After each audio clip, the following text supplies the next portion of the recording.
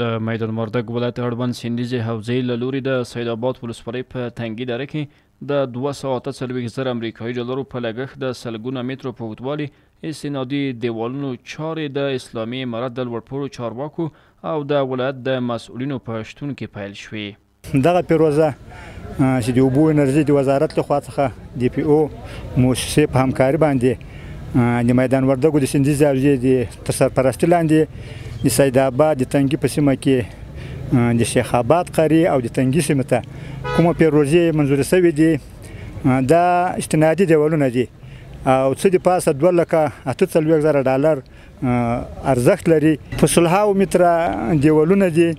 او په سلهاو هکتاره ځمکه د دغو سیلابونو څخه محفوظېږي او الحمدلله ښه پروژه ده. تقریبا په 7 میاشتو کې موږ ته وعده راکړې ده خو د ژمي د راتګ نه یا د ژمي د رارسېدو نه مخکې به دې چارې پای ته رسېږي او خلکو ته به د ګټې اخیستلو لپاره سپارو. د میدان وردګ ولایت والي په دې مناسبت جوړه شوې غونډه کې ولس ته د همکارۍ ډاډ ورکړو او زیاته کړه چې د اسلامي امارت مسؤلین مکلف دي چې د خلکو ستونزو ته په وخت رسیدنه وکړي. موږ مکلف یو، هر والی په هر ولایت کې دا د قوم خادم ده او دای مسؤل ده چې د خلکو مشکلاتو ته به رسیدګي کوي تر څو پورې چې د سره امکانات وي.